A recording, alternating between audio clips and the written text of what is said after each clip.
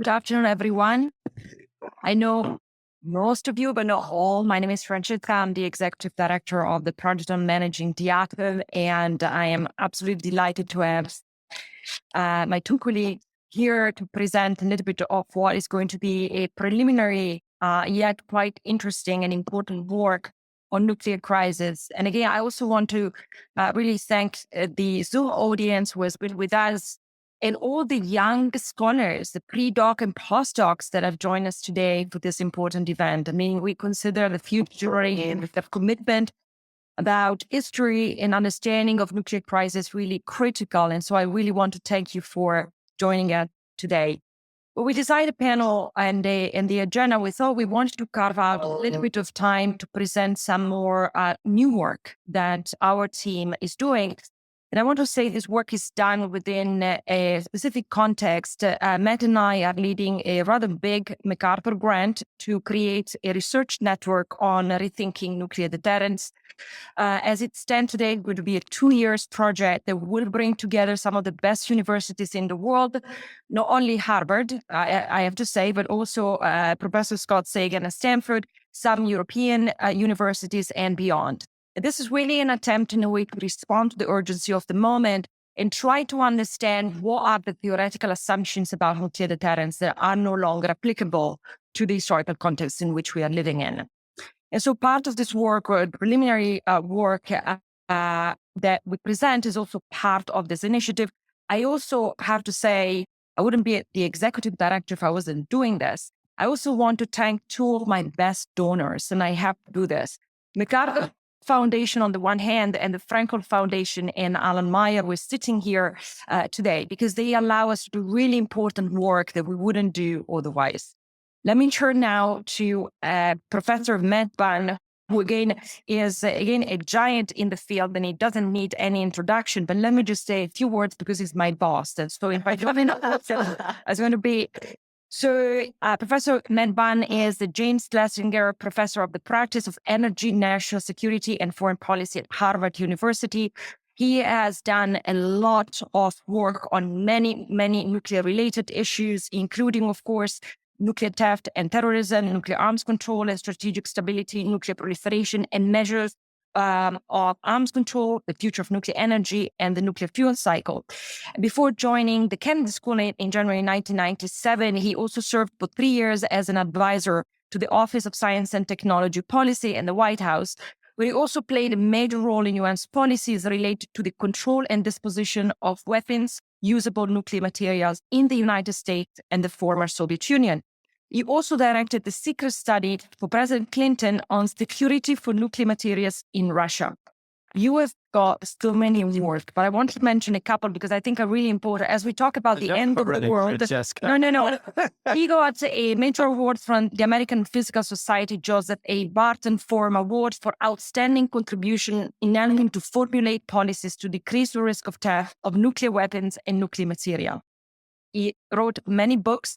I think one of his great contributions has been to shape the global agenda on nuclear security. I want to turn it over to you, Matt. Thank you so much for all the work you've done. Okay. Thank you very much. Thanks very much, Francesca, for that excessively generous introduction. Mariana and I may disappoint you a little today in that the stated topic for this session is going to the most dangerous moments of the Cuban Missile Crisis. We aren't actually going to do a bunch of moments. We're going to do one in particular. We all have our favorites, and so we aren't asserting that this is the most dangerous moment.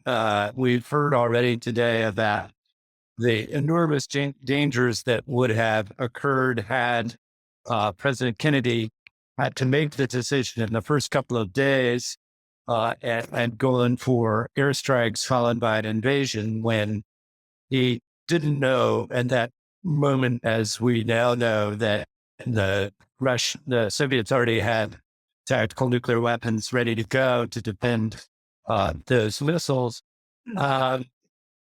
We've heard about the airplanes that went to protect the straying U-2 that were armed only with nuclear weapons.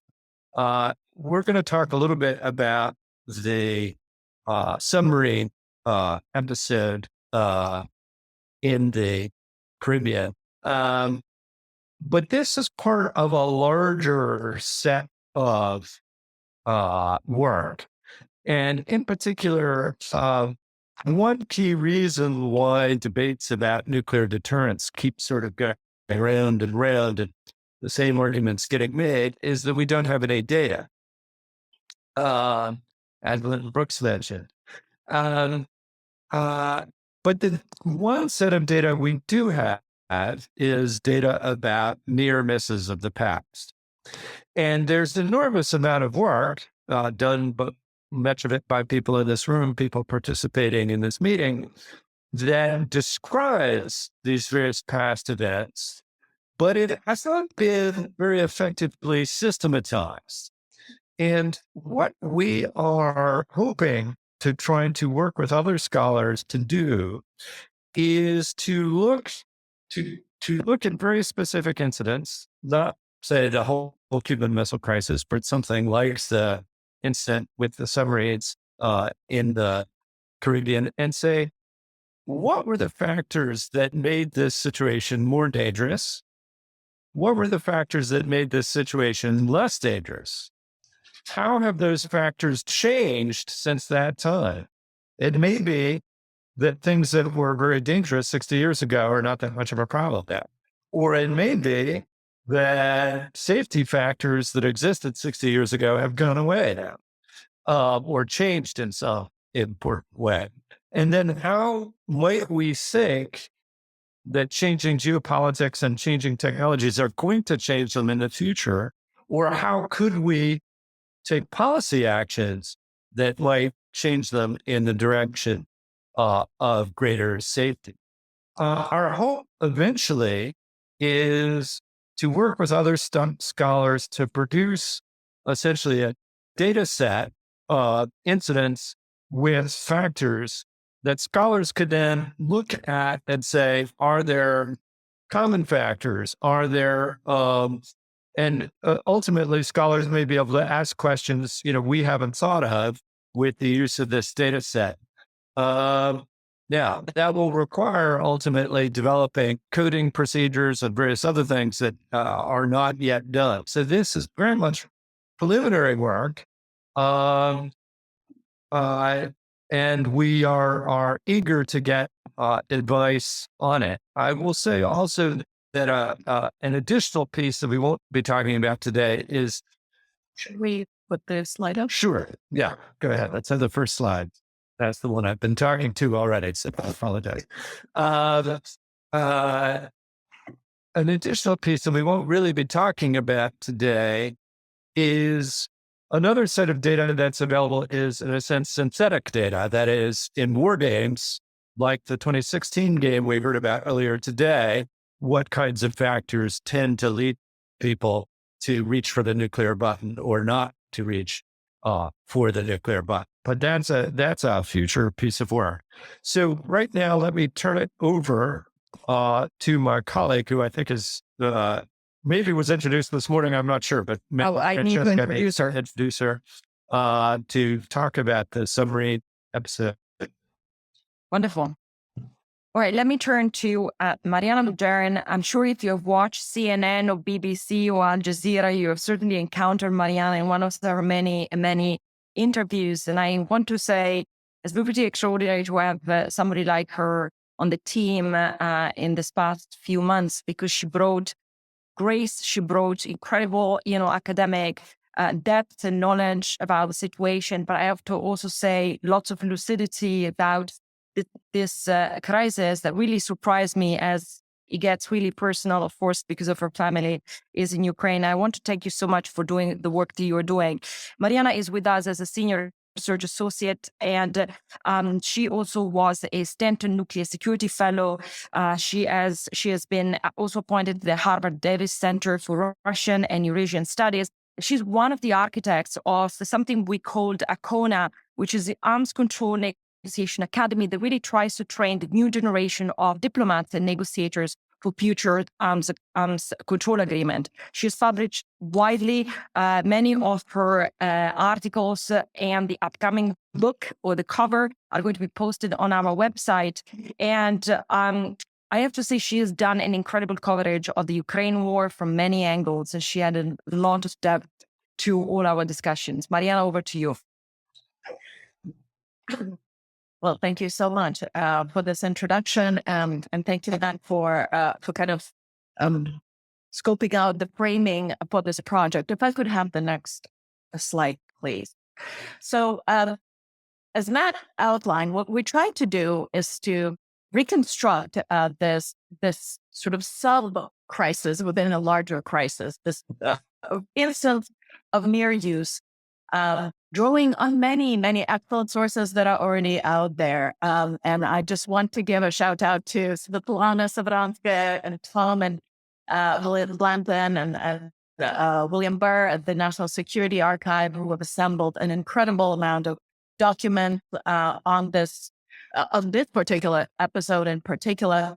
But there's been, really good new historiography that has been coming out. And here we have to acknowledge the book "Gambling with Armageddon" by Marty Sherwin, who unfortunately has passed away. And I keep thinking how incredibly wonderful it would be to have him with us today and to impart his knowledge. And also the book "Nuclear Folly" by Sirhi Puhi, who again unfortunately couldn't join us because he had a conflict in his schedule. He's in the UK. So what I'm going to do now is to quickly recount this story, because it's an incredible story in its own right. And then we'll try to to tease out, or what Matt and I've been doing, tease out of it some of the factors that made this particular incident more dangerous, and some of the factors that help reduce nuclear danger. So as many of you in this room know, the 4 diesel-electric Foxtrot class submarines have been deployed from the Kama, from the northern Fort Worth, northern Russia, to the Caribbean. They were each armed with 22 torpedoes. One of those torpedoes on each of the boats was nuclear tipped. And that is something that nobody but the captain and a very limited, probably, number of people in Moscow knew until the early 90s, right? So long that came out in the early 90s, in 1995. So all of this, the Cuban Missile Crisis is this never-ending story. It's a gift that keeps on giving. We are all the time finding out new things. And not to note is that actually most of the information that we know about this is from the eyewitness accounts, from oral history. Some of it is from U.S. archival sources. There's still a wealth of documents in the Russian archives that will help us understand this incident much better. So these someday. So these 4 submarines, they fly through the Atlantic to their positions with carrying these nuclear torpedoes. They encounter rough seas. Some of them get broken. Because they're diesel electric submarines, they have to surface from time to time to recharge their batteries and also to communicate with Moscow. There's a certain time that's set for these communication sessions. What the leadership in Moscow does not take into account that they're traversing time zones. So with the original time being nighttime in Moscow, I think it was midnight or something, as they move west, that becomes daytime. So now they're surfacing at 4 o'clock in the afternoon in full kind of broad daylight and running the risks of being detected. These submarines are detected rather early on. So they are spotted by U.S. anti-submarine warfare forces. But, they evade these forces, they submerge and keep on going. They do cross into the quarantined quadrant right around the time when it is being posted. So they kind of sneak in right sort of the day before the quarantine. And now they are, in the warm seas, in the Sargasso Sea, for which they're not designed. The conditions on these submarines deteriorate really quickly. There's no AC. Temperatures rise to, in some parts of the submarine, to 150 degrees Fahrenheit. Incredible. People are fainting. There's no oxygen.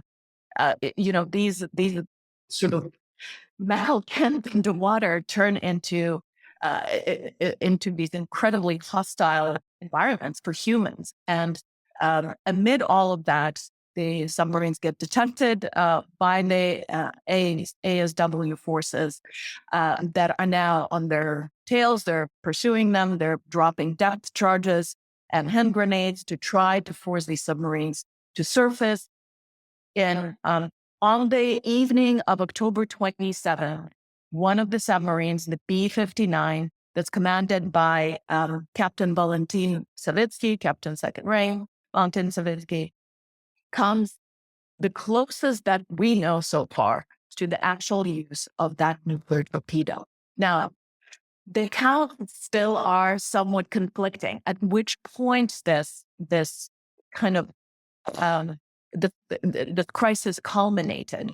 One of the accounts says that being pursued for a day, unable to recharge batteries, unable to communicate with Moscow, and under constant barrage of these explosions that sounded less like sledgehammers to the people on the boat, Captain Savitsky basically lost his cool and said, arm the nuclear torpedo. And it was another senior officer that just happened to be on that boat, but did not have to be on the boat. He was the chief of staff for the entire brigade for all 4 boats, right? So he could have been on any one of those 4 boats, right? And he just so happened to be on the B-59. Toss him out of it. The situation is diffused. The boat surfaces anyways. And is followed, and then, in the course of the next 3 days or so, finds a way to kind of evade the ASW forces, dive down, and escape. Another account says that, the submarine surfaced because it needed to recharge and because it needed to communicate. And then the really provocative actions of the aircraft, the U.S. aircraft that was overflying, throwing flash explosions for nighttime photography that were perceived as an attack on the submarine, really put Captain Savitsky over the limit. He began descending down the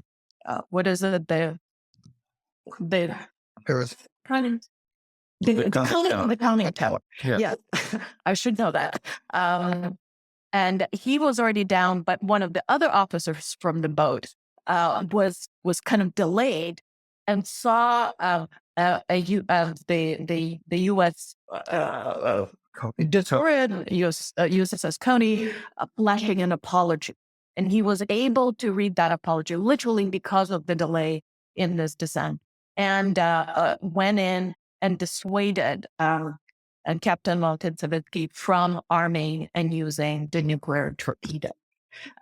So such is kind of a very brief and admittedly very incomplete account. And here we see this Captain Second Rank, with the Arkhipov, who is whatever version of the account you follow, he still seems to emerge as this key person that prevented this nuclear use on October 27th, or the night of October 27th. Can I have the next slide? So here, as we were working through the empirical data, Matt and I tried to tease out some of the factors that increased the nuclear risk in that very moment, historical moment. One was pre-delegation for nuclear use. Now, the account for that pre-delegation is also not conclusive. We do not know for sure exactly how much was pre-delegated. There are accounts, oral history accounts that say that very senior naval officers, the commander of the Northern Fleet, and others have basically verbally communicated to the commanders of these 4 submarines to say, don't be shy, basically using your nuclear torpedo. If you get slept on the right cheek, do not turn the left one. So very sort of non-direct orders, but very unambiguous kind of communication as to do not feel constrained. Now, once the other set of accounts relates that once the submarines, because it was their mission was secret, once they were out in the oceans, out at sea, they opened the secret pouches, the secret envelopes with the orders. And in the written orders, it said that, and Svetlana is shaking her head. So even though, so this is one of the accounts we find in the literature, there was allegedly a written order to say that only only Khrushchev, only the leader of the country, could authorize the use of a nuclear torpedo, but Minister of Defense could authorize the use of other munition, regular conventional torpedoes on the boat. In any case, there seems to be clear evidence that there was some level of pre-delegation for nuclear use to these submarines. And they had the physical capacity. Right. Yes. Right, and then there was a physical capacity to use these nuclear torpedoes by the people physically present on the boat. Another factor is that there were actually operational plans, and that pertains also to tactical nuclear weapons deployed for Cuba. There were deterrence was not the only use for nuclear weapons at that time, as then through 60s and 70s, and perhaps even today in the Russian Federation, we do not know. They were to be used as to defend against a preponderant, superior conventional force. And in fact, very early in the conflict, on the beachhead, during the landing, against U.S. carrier groups. And in this case, it seemed that captains, again, were encouraged to use these weapons very early in the conflict. So the weapons of last resort were not really the weapons of last resort. They were weapons of kind of first, a very, very early use. The perception, the very real conventional symmetry, but also the perception amongst the leaders and decision makers that really, as we heard even General Nieto, that there was a huge conventional asymmetry in the Caribbean theater. And of course, you needed to compensate it with the nuclear component. That was the perception at that time. The fact that the military forces of these 2 nuclear powers came into direct contact, I should say, was in itself an enormously dangerous thing, right? There were U.S. Navy and there were Soviet boats, and there was sort of this kinetic, as if wear contact. There were depth charges that were bouncing off the hulls of the boat. Another point that was very well discussed here in the earlier panel is the limited intelligence, the limited knowledge that existed. On the U.S. side, there was no intelligence. We didn't know those boats were armed with nuclear torpedoes. Had we known, probably the actions of the American anti-submarine forces would have been different, would have been a lot more cautious, hopefully. And then there was very limited, which brings me to the next point, kind of crosses over, very limited awareness on the part of the people on the boat, the captains of the boat. They did not know whether the war broke out. That was one of the considerations. What if the war already broke out, as Captain Savitsky said, and we're doing somersaults here? We're like being idle. We were deployed for a combat mission. We're armed, and we need to respond. The very poor situational awareness of the people involved. And actually, what turns out, Matt and I, we thought it was mostly on the Soviet side, but it turns out it was probably equally poor on the U.S. side as well, as to kind of the broader picture and the broader context. in which these events were unfolding.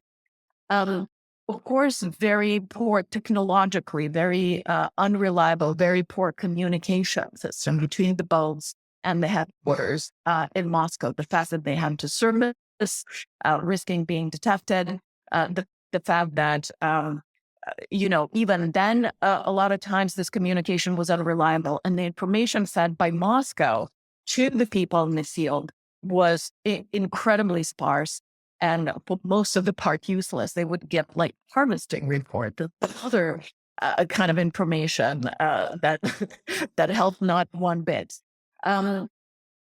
Needless to say, incredibly adverse and incredibly poor decision-making environment. And we will have this Rose McDermott on this last panel who will hopefully talk about sort of the role of psychology, of emotions, to think how decisions like the use of a nuclear weapon could be made in an environment where you stuck meters, tens of meters under the surface of the ocean in a boat that is lacking air and that is lacking drinking water, where people are fainting. And not being in any physical or psychological state to make these kind of calls is mind-boggling today. And yet these accounts are really, truly harrowing. And, to begin with, it seems that the deployment of the 4 submarines in and of itself was a really poor decision on the Soviet part. There seems to be even some evidence to suggest that the Soviet leadership did not realize that these were diesel-electric submarines. They perhaps thought they were nuclear-propelled submarines that did not need to serve it for recharging and for communication. So we're yet to find out exactly what the Soviet leadership knew and what didn't. But we know for sure that these submarines were not designed for warm waters. They were not designed for these like really long missions, especially in the South Seas.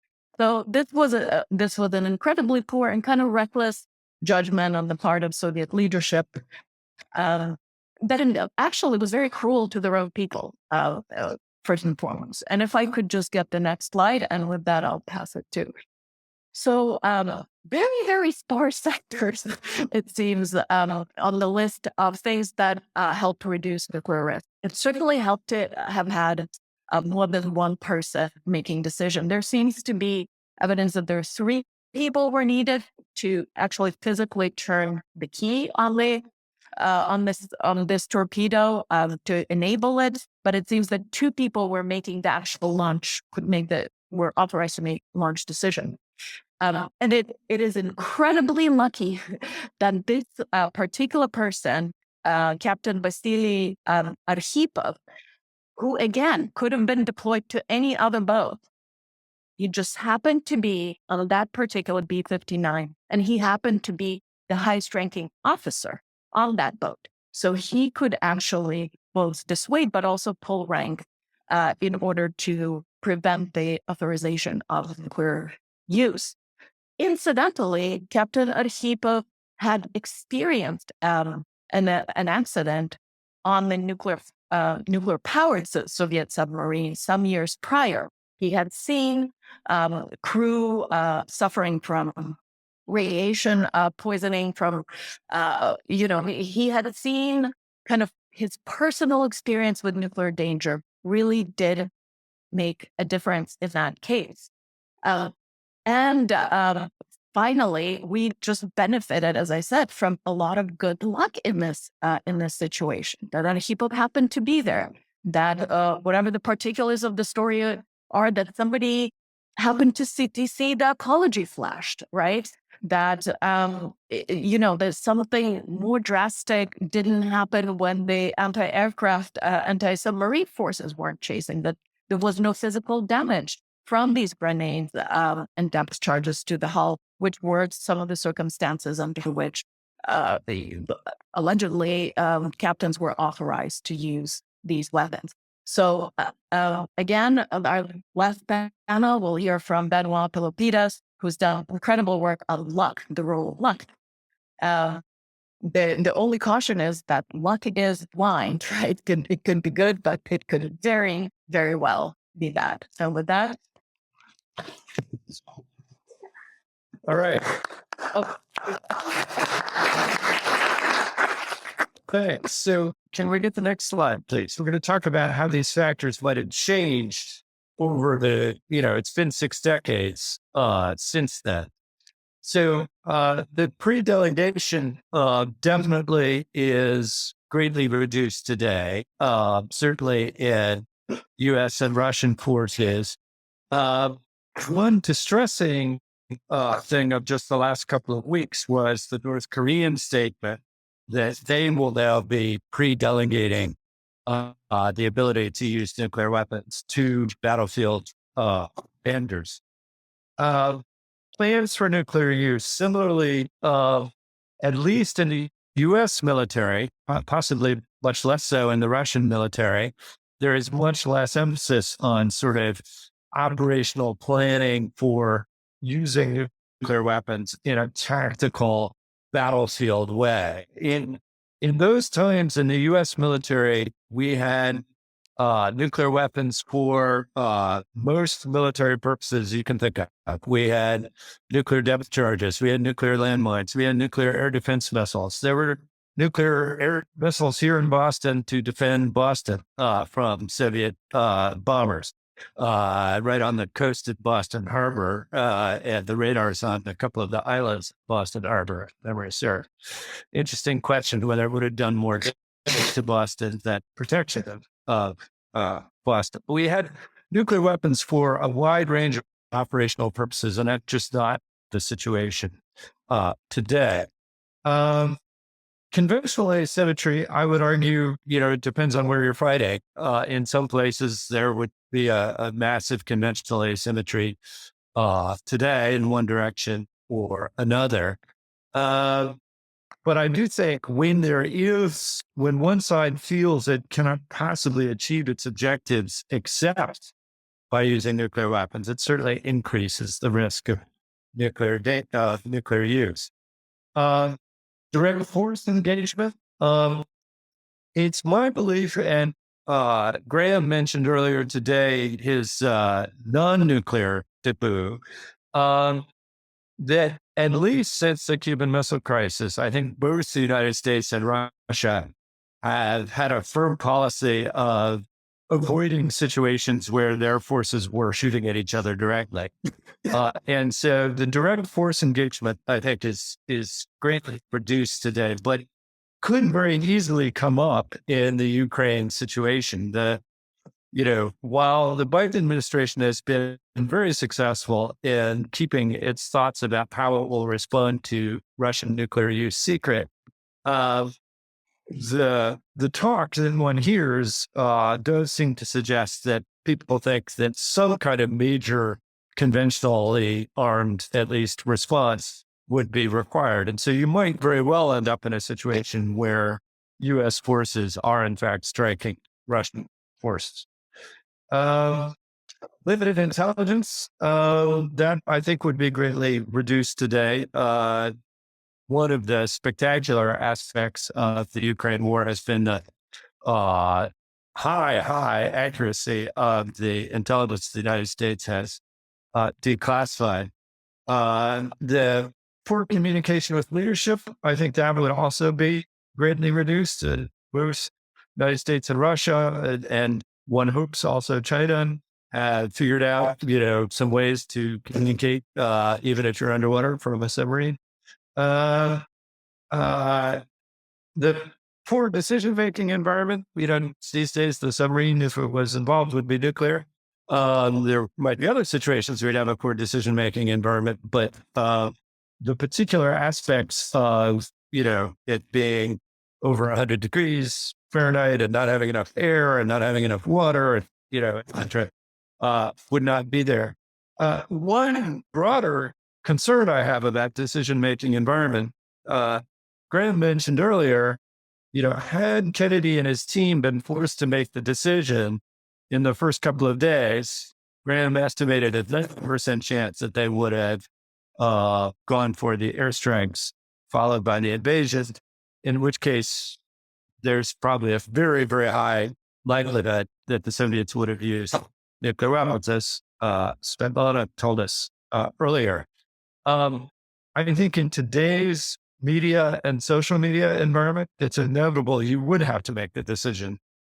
Not inevitable, but it's very likely that you would have to make the decision quickly. That the fear that the information would leak was that the sort of pacing driver of when they felt they had to make the decision in Kennedy's team. So the decision-making environment, the particular issues that occurred on that submarine would not be a big problem today, but other issues might be a big problem. And then poor leadership, judgment, and planning can happen anytime. Next slide, please. All right. So then two-person rule still exists today, probably better enforced today.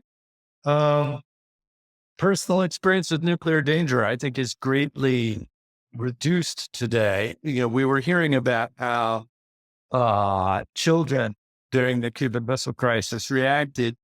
We no longer have, for most of us, direct memories of ducking and covering and so on, that, made people aware sort of front and center. And we no longer have leaders like Kennedy, like Khrushchev, who had the personal experience of World War II and the devastation, even largely without nuclear weapons, of global war.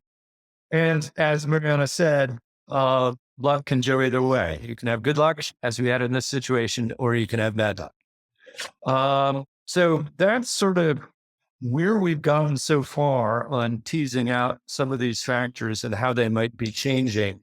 We're now going to be pondering other incidents, but also pondering a little more, not only how have they changed up until now, but how might they change looking forward into the future. So let me stop there and open it up for questions, discussion. Well, I want to take the opportunity to collect some feedback and some suggestions as we progress with this work. Svetlana, can I give the floor to you? Your head went up like a rocket. Yeah. Please. Like an I think it's a big problem. Yes. I have a trouble of just trying to rethink the reality and I have about it for the 3 years. So I first of all I wish that the old actual eyewitness just by people which were just published on our website. When he was alive, they still Yeah. So there is a little hero of potential retaliation. Think about it. So the written orders that they always said that nuclear weapons with a third nation were crucial. So conventional unprotected war firework for radios. But when they were reading, it was our people who asked, what can we stop it? So what do we do? Right? What are we to do with it? And they told me of horror data. Very strong truths. All commanders confirmed it. But it was an attack. Fewer attacks didn't travel in the boat, travel or to war. And when he just said, left over street, right? It was left on the other street. So putting in the king cuts their weapons, even though highest authorities never gave real or revised commanders to tell everything. Where orders were different, and Kellis was in the lines of the commanders. They intended both the front base and those themselves. If straight or attack, we can use and they got them abilities. And then the second level in firing, I think you should add something kind of a psychological or I would fall showing them fast. So there were 3 people, right? Commander, the political officer must be for unfortunately died while was getting and the officer in charge of Torpedo will always stay with the Torpedo games left books. So, the person who actually called down the captain was none other than these three people. But he was not one of the three people here to consult to make the meal.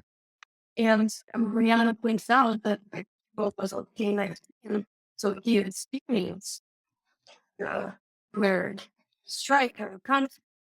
But his authority was not because he knew how dangerous it was. It was because he was a certain type of person. And when you read down, because the self God, actually came right to you.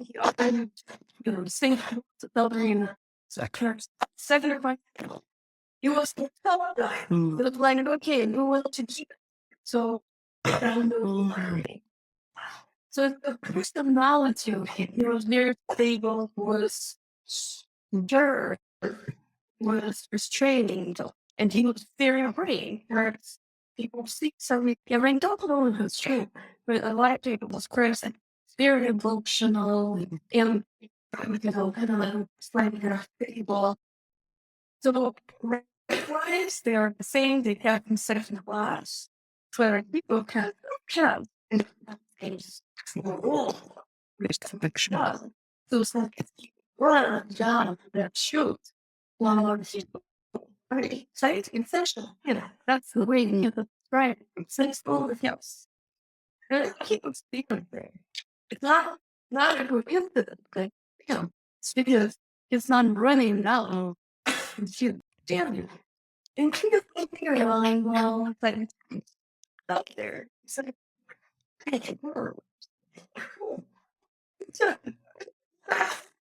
So I think Thank you. still kind of human fact shouldn't be such a beer Terrific. Personal. Thank you so much. Yeah, I'll take another question, please. One theory and safety work, it's the presidency. It's just too risky to have a brilliant style of conversation. So the lesson learned for the next 30 years, so you only have approximately. So I've never had an ask. I never had that experience. The question is, is Taiwan sort of the Berlin of 1948? And so are we going backwards? Is that the Chinese solution? They're blurring the series we talked about. And therefore, we entire perspective, Taiwan was.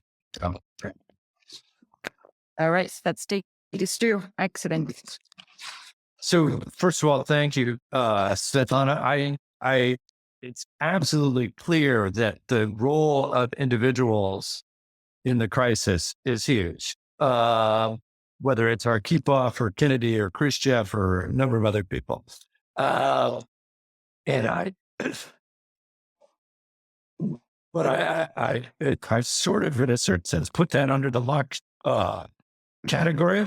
But, clearly the psychological factor and the human factors, individuals matter. And who's in the room at a particular moment matters. And that's one thing I talk about at Fairmount in my course on nuclear weapons that I teach. So we need to think about how to incorporate that into a listing of factors.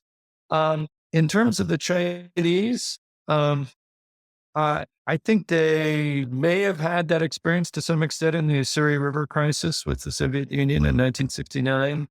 They, did long before they had nuclear weapons, obviously fight a war with the United States in Korea, had crises with the United States over Quemoy and Matsu. But whether they have one fear that I have is that leaders in general, not just the Chinese, with the kinds of communication capabilities that do exist today and the kinds of intelligence capabilities that do exist today, may lose the feeling that you can't control everything and may think, oh, I can, control absolutely everything. In the debate over nuclear deterrence approaches and integrated deterrence in the United States today, you see at least some authors talking about sending very tailored, careful deterrent messages in the middle of a crisis. I think one of the key lessons of this crisis and the other crises of the nuclear age to me is that's impossible. The message that you send is not the message the adversary perceives. Similarly, the message the adversary thinks they're sending you is not the message that you perceive. And so there's a huge role of misperception and so on. I don't think the Chinese will, will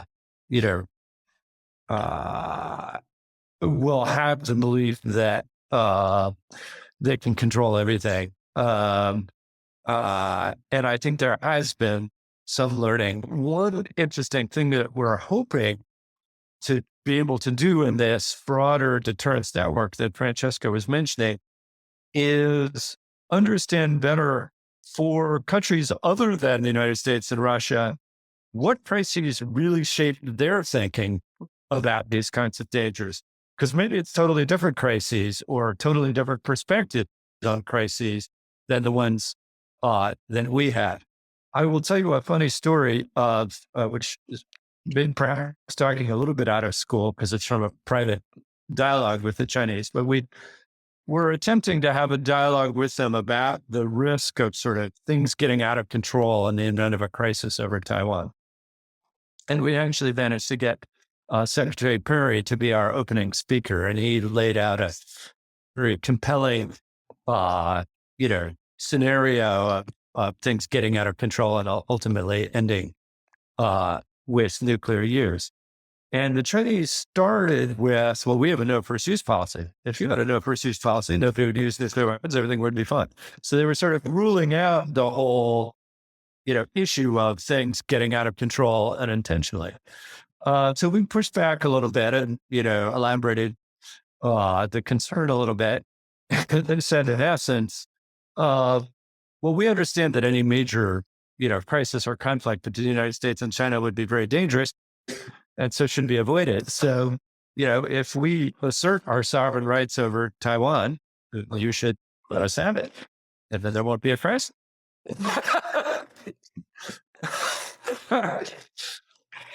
I don't really have a ton to add, but other than to say, Svetlana, Tom, I will be sending a lot of some reading your way for your valuable comments. And I do think there is a bigger point about sort of the psychological factors and personalities, because of course they're interesting in understanding the dynamic of the crisis. But what is the learning? You get a mixed bag of people, right? In any team, in any decision-making environment, on any given nuclear submarine. So it's really an interplay between the personalities and the individuals and how they are placed in institutional, procedural context. What are the constraints to sort of perhaps curb some of these exigencies of panic or poor judgment? And it seems one of those seems to be time, right? Time, not feeling the pressure of having to make a decision right here and there, feeling like you have the time to reflect and to contemplate, to make a better decision and better judgment. Wonderful. Scott? We talk about this narrative. We're going to have about the crime. The kind of the scenario I had earlier when separation dropping grabs done charges and went on fraction. So it was kind of practice signal was not driving dangerous. So yeah, I had one back in there once. I used to go up, I was going to authorize, and I had to pull out my briefcase in authorization. And they said, well, you can't understand. And you're trying to control everything.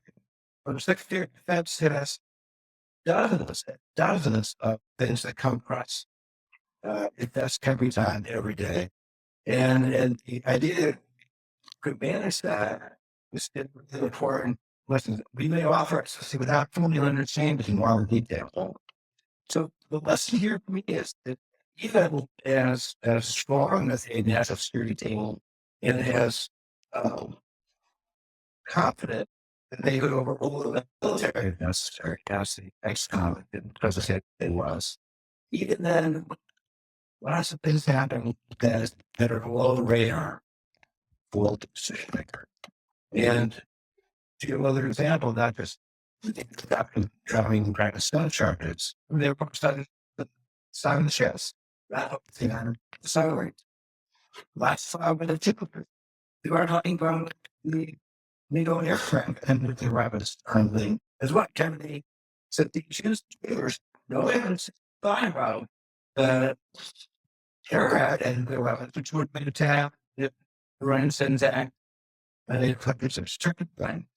So I think that's real. That as well overall this scenario we understand. The broader right, however, is why sadly first the rounds to me what would be really bad is for you then to take the next step and say, well, what would have happened at a Russian suddenly creature in the US destroyer the rounds? What would have happened at the beachhead and or one time old destroyers there was on during the pitch? And the driver says, oh no. But what he really wanted to is get unit warplanes coming and say, when things are plans, it have a tendency to follow through what the plans, how would that work? How would you say one? So it should be said, could the president stop? So these things, that during the speculation there, President Kennedy might have, other presidents finally have.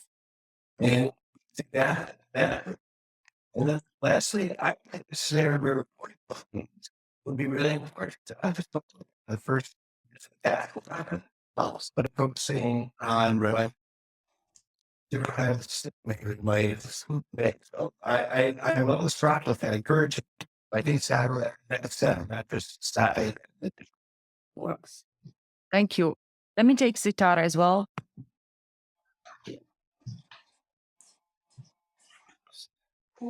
Sometimes that was don't act negative. My question is about the looking at the lesson of the one term exactly as this perfectly that is the true love which I have overarching fact on how stars aligned with humanity and they so coming back to Jake's words and exactly to the future as well, how might be how we the process. What's the question change as we have in terms of the question? I sorry about all the threats and the side was to not just the on one hand around with the Russian words on the other hand Chinese threat and on the other hand Moscow PR and the officers might be different. But how to various this ecological element actually because a lot of people need to discuss their preference, but the media or the roasting aspect is a different thing. And having each the newer modes of warfare, for instance, the artificial intelligence, the cyber elements, where the victims on the weapons just would actually make it fast and it was beforehand.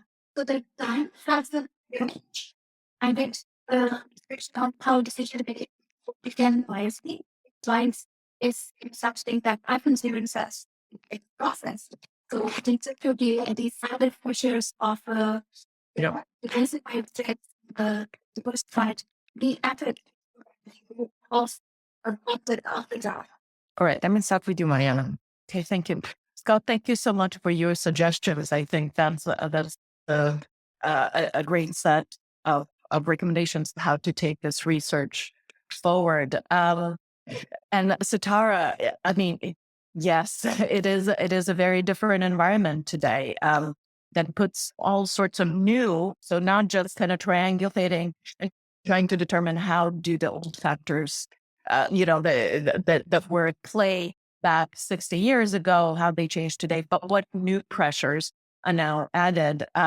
It's just rereading a lot of this historiography on the Cuban Missile Crisis. I'm thinking, how would that even be possible for someone like, Bobby Kennedy to sneak out and have these like backroom meetings with a GRU resident, Giovannini, somewhere in DC, without being detected by the press, without that being on Twitter in half an hour, right? And this is one of the possibilities that either has to take, people have to, or leaders or whoever is handling these crises, have to take such great care to hide and keep secret and have contingencies of what if it does, come out, what to do about it, or they just discard altogether.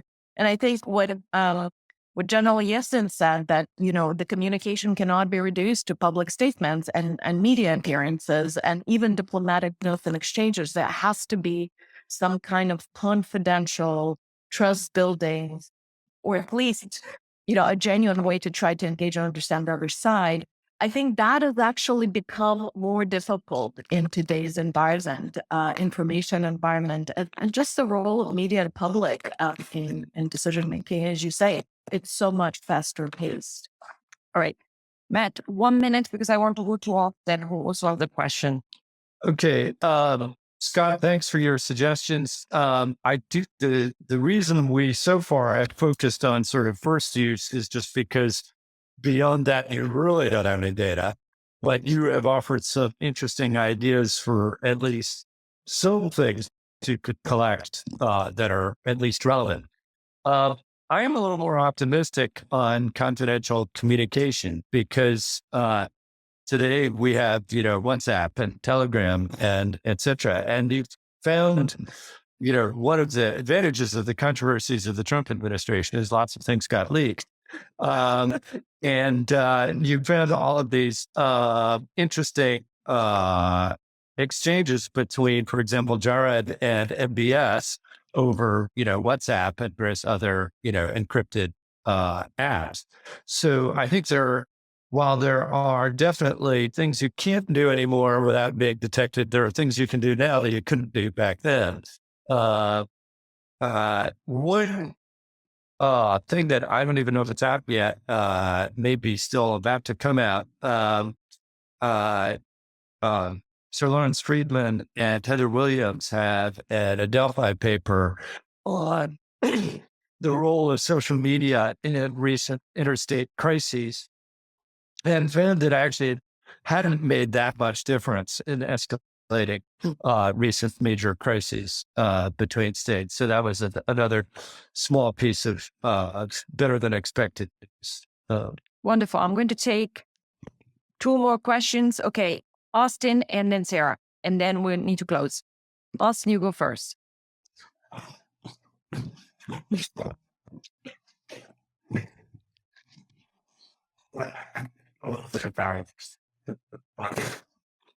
Sort of like that goes down a significantly low end for nuclear use war crimes. It's been larger data set.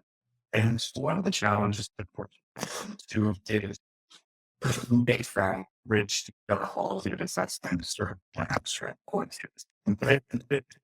It's simply and one thing coming about here, it's prices, prices. One of the reasons why I'm shooting so prices, large crisis, my estimation, right, has to do with the strategic full possibility that I see to be a tax on United States.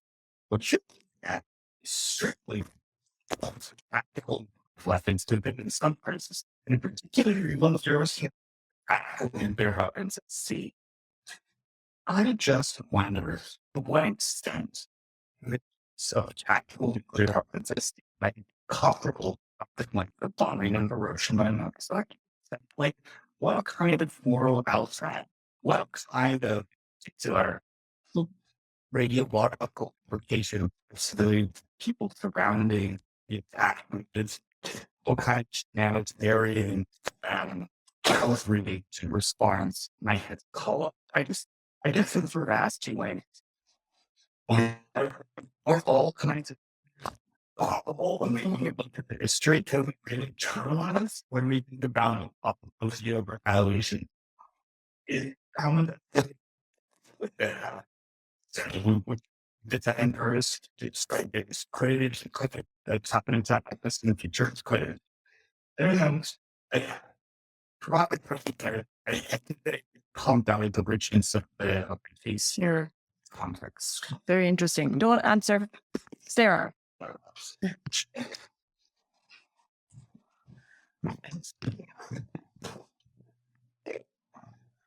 I'm Sarah, I'm the founder around Belfer studies. Thank you guys so much for someone who's saying, I'll bring the sublime to the Monday after all. It's fun to say, right? I'm curious about sort of like the technology to some extent. So I want to bring men's balance to the patterns that were sort of negative patterns that contributed to failure and patterns that helped to reduce failure. Did you have any trouble determining which sides of it?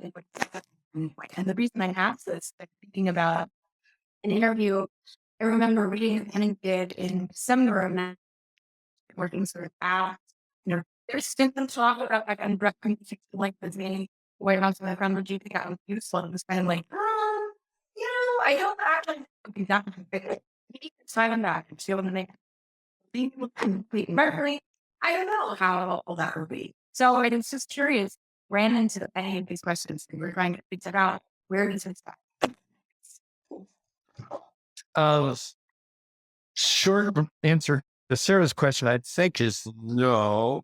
In this particular case, we haven't, but we probably will as we look at additional cases. Austin's question, I think you're absolutely right. Different kinds of nuclear use are different. Right. We already have, even when we go from the actual use case of which there's -1 to, or 2, depending on how you count, to sort of near miss cases. If you're talking serious near miss cases, it's still a pretty small end. And so you don't want to start tossing a bunch of them out, but I do think you need to be realistic about essentially Scott's question. So what happens after the first years? And that clearly is different if that initial use is, a massive attack on American cities, or it takes out one American ship in the middle of the Caribbean where, let's be honest, there wouldn't have been contamination that would have hit a lot of civilians in any very severe way. I think my view is any use of nuclear weapons between two nuclear armed states runs an enormous risk of further escalation. But further escalation is by no means inevitable or automatic or anything like that. And so it really needs to be looked at. And Scott said, what happens after that first use, and how do we understand it? Because, if we ever do get into that situation, we're going to want to figure out how do we stop before we get to the point where we end all humanity. Mariana, last word. I just want to say that Jared should have just used Signal, so much better encrypted than WhatsApp. So I think we're out of time, and these are very excellent questions and suggestions, and thank you all so very much. All right, before we close, I wanted to mention that we are going to launch the website of the Research Network on Rethinking Nuclear Deterrence very soon. We are going to have also a formal launch at the Nuclear Policy Conference in DC. If you are interested in seeing what we are doing, in the working groups, what kind of stream of work we are going to do on nuclear deterrence, please follow us or come and see me. I'm very happy to put you in touch, and we can register you also for our mailing list. Please join me in thanking my wonderful colleagues, Matt and Mariana.